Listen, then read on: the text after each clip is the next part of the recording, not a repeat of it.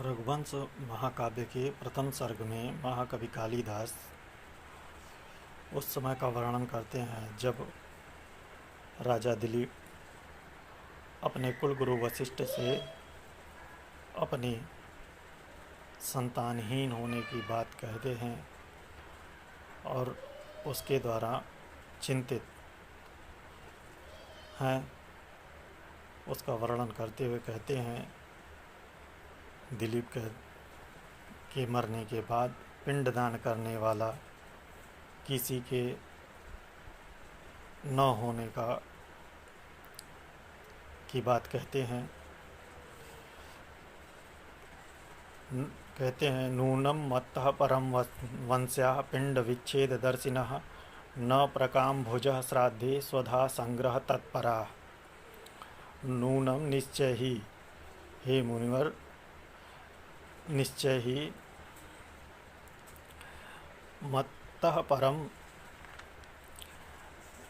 मरने के बाद पिंडदान करने वाला कोई नहीं रहेगा, यह सोचकर मेरे पितृगण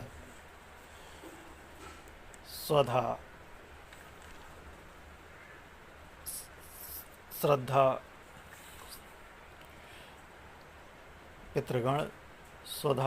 को एकत्र करते जा रहे हैं। श्राद्ध कर्म में भरपूर भोजन नहीं ग्रहण कर रहे। इसी क्रम में आगे कहते हैं महाराजा दिलीप अपनी चिंता व्यक्त करते हुए कहते हैं कि संतान की चिंता में उनके पितरों द्वारा गर्म श्वास छोड़ते हुए जिससे उनके द्वारा दिया गया जल गर्म हो जाता है।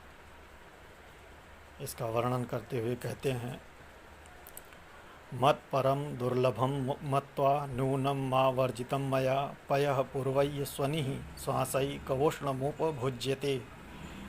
मत परम, मेरे मरने के बाद दुर्लभम मत्वा, दुर्लभ मानकर पितृगण ये सोचते हैं कि मरने के बाद यह तर्पण किया हुआ जल अत्यंत दुर्लभ हो जाएगा, इसलिए वे स्वनिः श्वासै, गर्म श्वास को छोड़ते हैं, जिस कारण से मेरे द्वारा दिया हुआ जल गर्म हो जाता है और उसी का वे उपभोग करते हैं, पीते हैं। इसी क्रम में आगे कहते हैं अपनी व्यथा को व्यक्त करते हैं महर्षि से। वे कहते हैं कि हे महर्षि, पितृगण से मुक्त न होने के कारण राजा दिलीप प्रकाशहीन होते जा रहे हैं, हो गए हैं। उनकी प्रकाशहीनता का वर्णन करते हुए कहते हैं सोऽहं मिज्या विसिद्धात्मा प्रजालोप निमीलितः प्रकाशाश्च प्रकाशश्च लोकालोक इवाचलः। इवा इज्जा विशुद्धात्मा, यज्ञ आदि करने के कारण पवित्र अंतःकरण वाले महाराजा दिलीप, मैं लोकालोक पर्वत के समान यज्ञ आदि करने के कारण विशुद्ध आत्मा वाला देव ऋण से मुक्त होने के कारण प्रकाशित हो रहा हूँ। और वहीं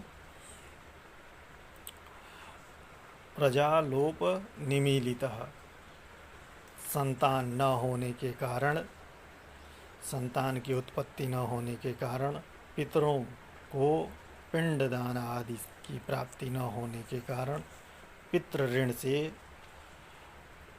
मुक्त न होने के कारण कांतिहीन होता जा रहा हूँ।